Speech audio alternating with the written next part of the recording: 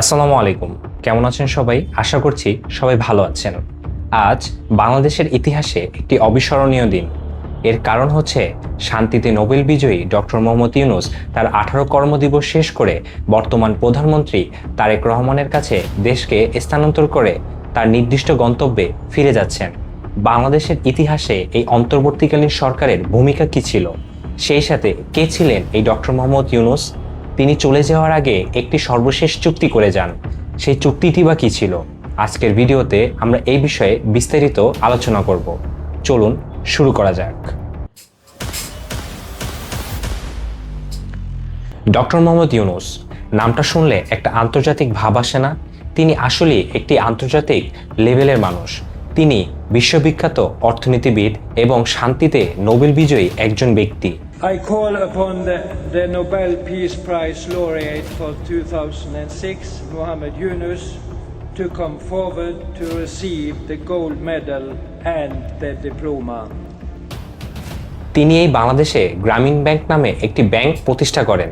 More than half the population of the world do not qualify to take a loan from the existing financial institutions. So unless we can create that environment, people cannot get on with their life. যার প্রধান লক্ষ্য ছিল লক্ষ লক্ষ হতদরিদ্র মানুষদের ছোট ছোট ক্ষুদ্র ঋণ দিয়ে এদেশকে দরিদ্রমুক্ত করবে। Every group consists of 5 members. কিন্তু ভাগ্যের নির্মম পরিহাসে তখনকার প্রধানমন্ত্রী শেখ হাসিনা এই বিষয়টিকে মেনে নিতে না পারে তার নামে কয়েকটি মিথ্যে মামলা দেয়।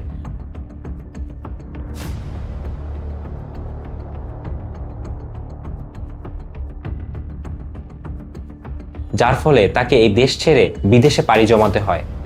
তখনকার বিচার ব্যবস্থা এতটাই করুণ ছিল এবং নিষ্ঠুর ছিল যে শেখ হাসিনার বিরুদ্ধে কেউ যদি কোনো কথা বলতো তাকে নানানভাবে অপমান বা গুম করে দেওয়া হতো। বিদেশে থাকাকালীন অবস্থাতেও এই মিথ্যে মামলার হাজিরা দেওয়ার সময় যখন আসতো তখন ডক্টর মোহাম্মদ ইউনূস নিয়ম করে প্রত্যেকবারই এই হাজিরা দিতে দেশে ফিরে আসতো। তিনি যখন দেশে ফিরে আসতো তখন আদালতের লিফটগুলো বন্ধ করে দেওয়া হতো। তাকে 5 থেকে 8 তলা পর্যন্ত সিঁড়ি বেয়ে উপরে উঠে হাজিরা দিতে হতো।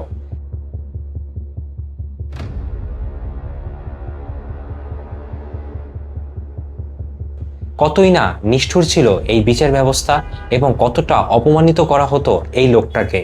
চলুন ফিরে দেখা যাক জুলাই 2024। পলাশির প্রান্তর থেকে 260 বছর পরে হলো নতুন করে এই দেশের মানুষ আবার জাগবে, আবার প্রতিবাদ করবে। যদি মনে করে থাকেন পুলিশের গাড়ি দিয়ে, ভেহিকেল দিয়ে, কানন দিয়ে, র্যাবের গুম খুনের ইতিহাস জমা করে, পিডিআর দিয়ে, সেনাবাহিনী দিয়ে জুলাই 2024-এর এই আন্দোলনটি চলতে চলতে যখন 5 আগস্ট পর্যন্ত চলে আসে তখন এদেশের জনগণ এবং ছাত্র জনতা সম্পূর্ণভাবে বিশ্বাস করে যে স্বৈরাচারকে পতন করানো দরকার।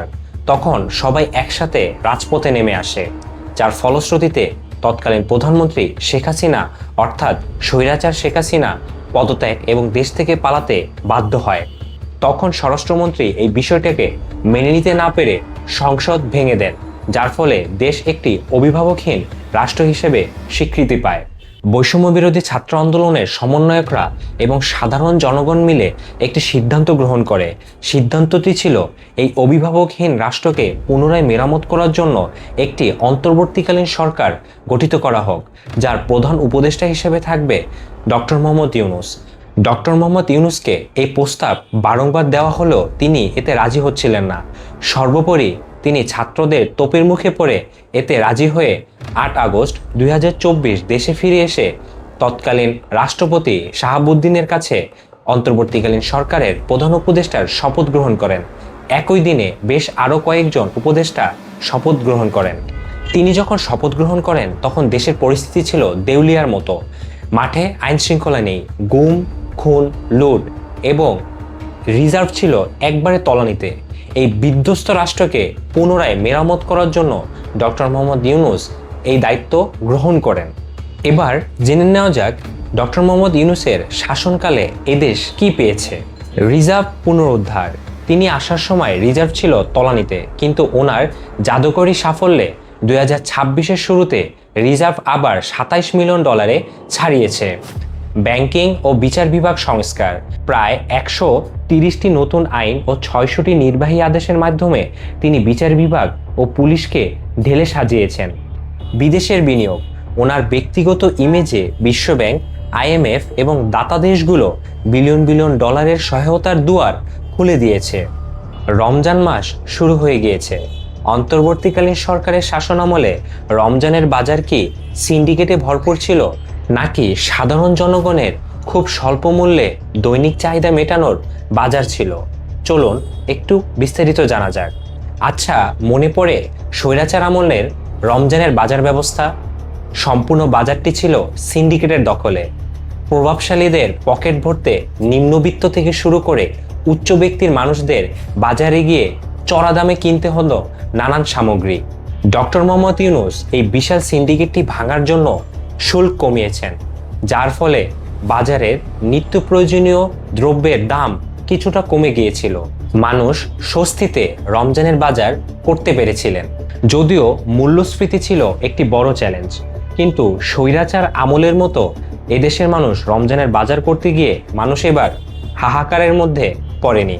ডক্টর মোহাম্মদ ইউনূস এদেশ থেকে চলে যাওয়ার আগে এক বিশাল পরিমাণ আমদানির মজুদ রেখে গেছেন, যার ফলে দ্রব্যমূল্য কিছুটা হ্রাস পাবে এবং এবারের রমজানে মানুষ শান্তিতে বাজার করতে পারবে।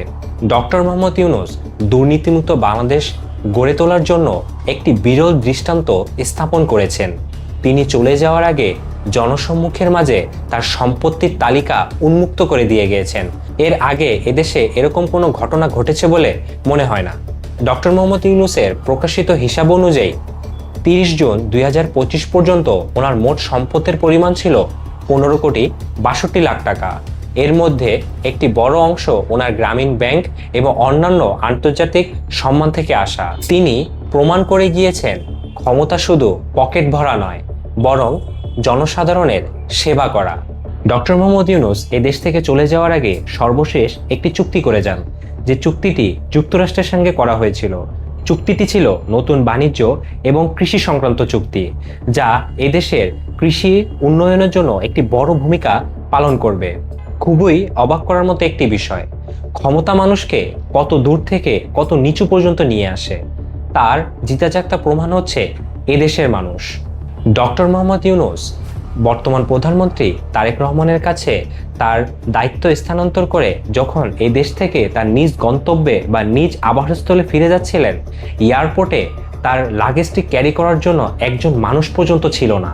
এদেশের মানুষ ক্ষমতার ওপর কতটুক নির্ভরশীল তার বোঝার বাকি নেই। তবে উল্লেখযোগ্য একটি কথা হচ্ছে, এই অন্তর্বর্তীকালীন সরকারের সর্বোচ্চ ব্যর্থতা হচ্ছে আইন শৃঙ্খলা বাহিনী বা আইন শৃঙ্খলার নিয়মকানুনকে সর্বোপরি সুনির্দিষ্টভাবে গঠন করতে না পারা, যার ফলে আজও এদেশের মানুষ আইন শৃঙ্খলার উপর নির্ভর বা বিশ্বাস করতে পারছেন না। ডক্টর মোহাম্মদ ইউনূস এ দেশের জন্য খুবই গুরুত্বপূর্ণ একজন ব্যক্তি। তার প্রতি সম্মান রেখে শেষ করছি আজকের এই ভিডিও। সবাই ভালো থাকবেন, সুস্থ থাকবেন। আসসালামু আলাইকুম।